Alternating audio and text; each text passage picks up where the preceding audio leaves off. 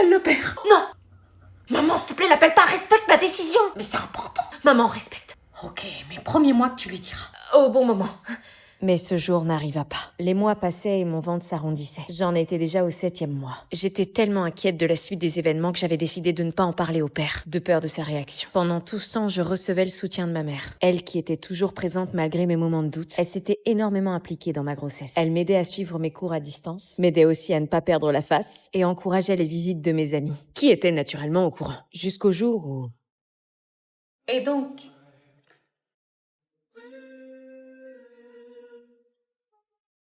Il y a le fils des voisins. Ouais, j'avais remarqué, merci. Je vous laisse parler. Pourquoi tu l'as appelé? Sa mère a fait de la confiture, il est venu nous apporter un pot. Marre du gentil voisinage. T'es enceinte? Non, j'ai mangé trop de pizza. Hein?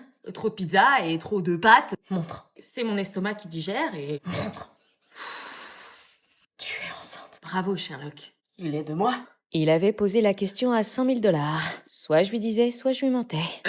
Est-ce qu'il est de moi? Oui. Pourquoi tu me l'as pas dit avant? Parce que je... On aurait pu réagir. Tu veux dire avorter? Ouais. Voilà pourquoi je te l'ai pas dit, pauvre idiot. Mais tu veux qu'on fasse comment avec un enfant? Je te demande rien, je me débrouillerai seule avec ma mère. Non, c'est pas ce que je... Putain. J'aurais tellement adoré qu'il me dise qu'il était là et qu'il allait m'aider à élever cette vie qui grandissait en moi.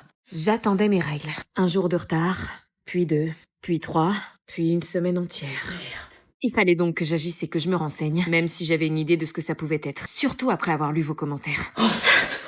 J'ai un retard de règles d'une semaine. Que faire?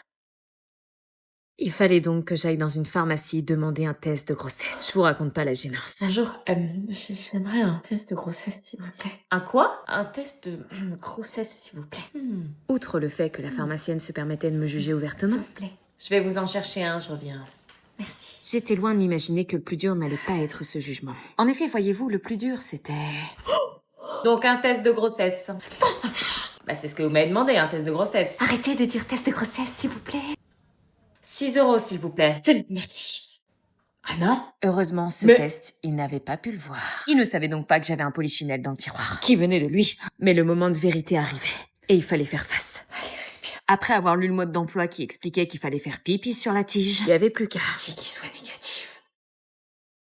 Et j'attendais alors les 5 minutes recommandées. Qu'est-ce que c'était long. Pile le temps d'imaginer ma future vie si le résultat s'avérait positif. Ma mère qui me défoncerait parce que je pourrais plus aller en cours et qui me répéterait sans cesse: "Ça t'a foiré ta vie!" Et moi qui chercherais sans preuve par A plus B à la convaincre de quelque chose dont moi-même je ne serais pas convaincue. Je crois que les 5 minutes sont passées. Je crois que j'ai pas envie de savoir ce que sera ma vie dans quelques mois. Mais il faut. Je suis en goumin, meuf. T'inquiète, ça va passer.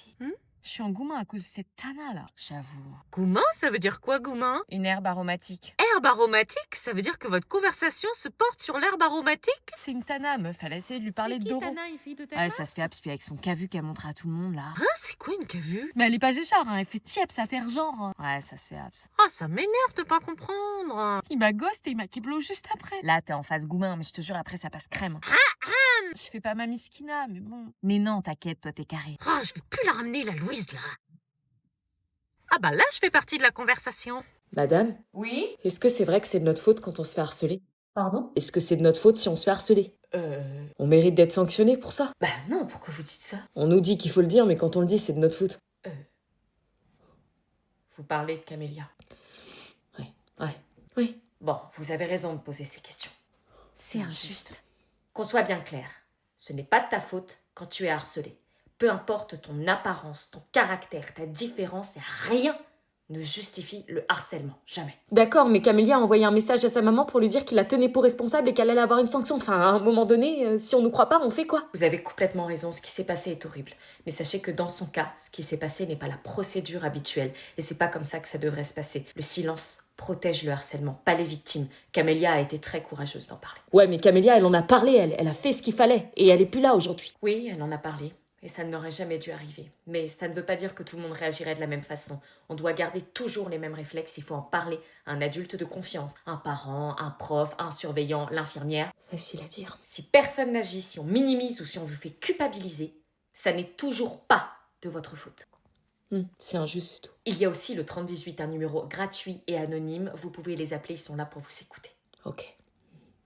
30-18. Et je veux que vous reteniez une chose, votre parole a de la valeur. Et si ça recommence et que personne nous écoute? Alors ce sera à nous, les adultes, de changer le plus vite possible, avant qu'un autre élève ne voie plus d'issue. Pas à vous de vous taire. Votre rôle, c'est de parler. Le nôtre, c'est de vous croire et de vous protéger. Cette galette des voisins m'avait donné envie de vomir toute la soirée. Mais le lendemain matin, avant d'aller en cours, mon état s'était dégradé. Anna, il est 6h30, c'est l'heure de te lever. Mon ventre me faisait tellement mal et j'avais une de ces gerbes. Anna! Je me sens pas bien. Bah oui, entre les allers-retours incessants aux toilettes pour pisser et vomir, je n'avais pas pu fermer l'œil de la nuit. Viens prendre un petit déj au moins. Ah non, s'il te plaît, me parle pas de petit déj. Tu ferais pas semblant d'être malade pour pas aller en cours. Je te dis que je me sens pas bien, tu peux pas me foutre la paix. Oh, calme-toi, tu parles à qui comme ça? Je suis désolée, j'étais énervée il y a 2 secondes et là j'ai envie de pleurer, je sais pas pourquoi. Tu pleures sans raison maintenant, j'ai rien dit. Non, laisse, je suis un peu patraque ce matin. Tu m'as pas l'air bien en effet, tu vas rester là aujourd'hui. Faut que j'aille pisser. Mais j'avais une fatigue tellement extrême, comme si un camion venait de me rouler dessus. Mais j'ignorais qu'à la fin de la journée, une surprise m'attendait. Toi? Voilà. Bah non, depuis que t'es là, qu'est-ce que tu fais là? Ta mère a prévenu ma mère que t'étais malade depuis la galette, et puis bah ma mère m'a demandé de te ramener des tisanes. Trop gentil. C'est ma mère, pas moi, j'en ai rien à faire de ton état de santé. J'en ai rien à foutre de tes tisanes. Ok. T'as encore envie de vomir? Ça te regarde pas. Super chelou. T'es sûr que ça va? T'es allergique à la galette ou quoi? Casse-toi! Bon, si tu le dis. Pourquoi elle nous a invités? Elle nous parle Elle jamais. est transparente, cette meuf. Dans la classe, personne la calcule. Attendez, chut, elle arrive. Allez. Salut. Salut. Salut. La galette, c'est là? Oui, c'est là. Donc c'est chez toi ici. Regardez bien s'il y a pas un guet-apens. Non, vous inquiétez pas, tout est carré. Tu t'appelles comment déjà? Abigail, Ah ouais, t'es la meuf qui parle pas dans notre classe. c'est comme ça qu'on m'appelle. Trop chelou que tu nous invites, on se parle jamais. Ah ouais, t'es transparente, tu parles à son père. Ouais, pourquoi tu parce nous as que, invités? Entrez. Pas propre ici. Elle est chelou, elle nous parle pas. Nos manteaux? Ah oui, pardon, donnez-les-moi.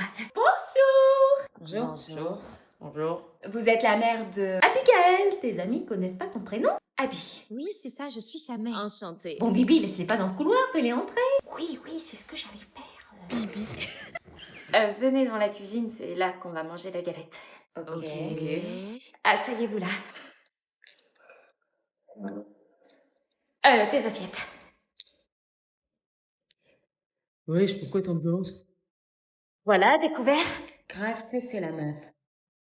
N'empêche, on était super choqués quand tu nous as invités. Ah ouais? Ouais, c'est trop chelou que tu fasses une galette. Tu parles jamais à personne. Ouais, ben j'ai voulu que ça change. Pas sur la galette, Bibi, elle va refroidir.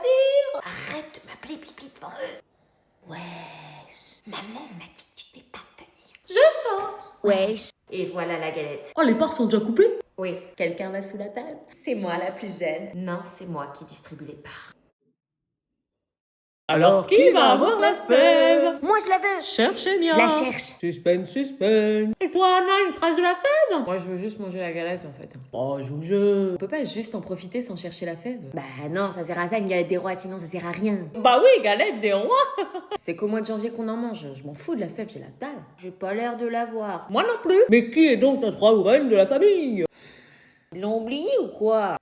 Oh non. Ah, t'as eu la fève? Fais chier, il y a moins de galettes à cause d'elle. Ah bah c'est Anna qui a la fève. Super. C'est toujours elle. Et la couronne? Non, c'est bon, je veux manger tranquillement. Mais si, c'est la tradition. Je veux juste finir ma part. Finis-la avec la couronne. J'aime pas être célébrée. La couronne, la couronne, la couronne, la couronne. Oh, voilà, super, j'ai la couronne. On a notre reine, wouh. Félicitations. J'ai juste mangé une galette, y a pas à me féliciter.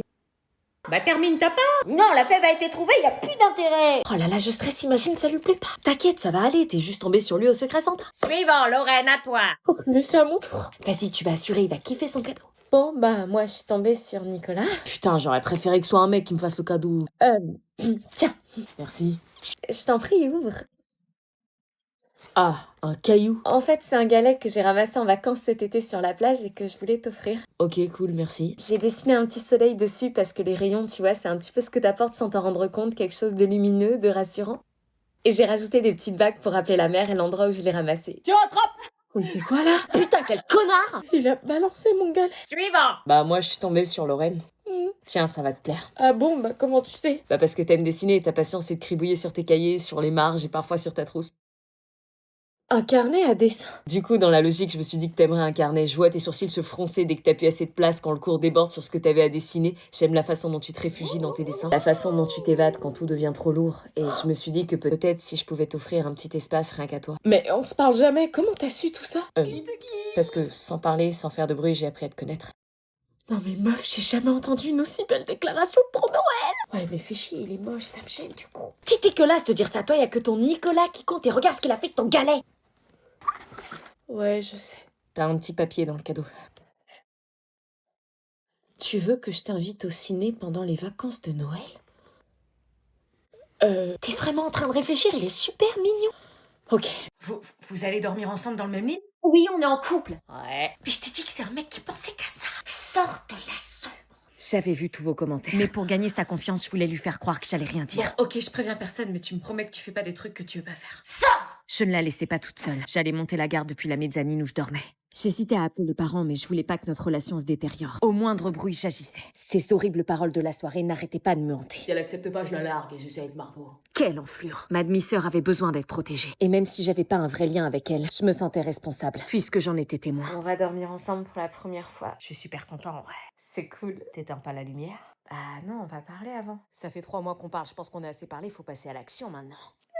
Passer à l'action? Allez, laisse-toi faire bébé, fais-moi confiance. Je sais pas trop, je suis pas très à l'aise. Je pense qu'il vaut mieux qu'on parle avant, tu vois. Qu'est-ce que je venais d'entendre là? Allez, fais pas ta gamine bébé. Gamine? Ah non, là je pouvais pas le laisser faire. Abby, t'es sérieuse d'ouvrir la porte? Putain, elle veut quoi elle? C'est bien, hurle encore et tu vas réveiller les parents, comme ça ils verront quel manipulateur tu es. Bon ok, je me tire, c'est bon. Parce qu'en plus, je le supplie de rester, tu vois pas l'enflure que c'est? Gamine, on peut rien faire avec toi. De quoi tu te mêles? Tu le connais pas et tu me connais pas. Mais je l'ai entendu. Il allait te forcer à faire quelque chose que t'avais pas envie de faire. Je l'aime, c'est mon copain, je devrais accepter ce qu'il me demande. Et bordel non, qui t'a mis ça en tête? L'amour c'est du consentement. Je me sens nulle, il serait pas parti si j'avais accepté ce qu'il me demandait. Eh, l'amour c'est pas du chantage, c'est du respect, du consentement. Si t'as dit non, t'as eu raison. Et si ça lui plaît pas, c'est qu'il méritait pas ton oui. Je pensais que c'était normal de devoir prouver que tu tiens à quelqu'un. Non, on prouve pas son amour avec son corps contre sa volonté. Mais qu'est-ce que t'y connais, toi, de l'amour? Qu'est-ce que j'y connaissais? Elle avait pas tort après tout. J'ai entendu du bruit, tout va bien? J'en savais peut-être plus que ce que je croyais. Tout va bien. Ok, bonne nuit. Pourquoi il avait pas souri comme il fait à chaque fois qu'il me voit? Je pensais être débarrassée de ce mec quand Tu vas soudain... pas le rappeler quand même. Si elle est sous emprise, qu'est-ce que je fais?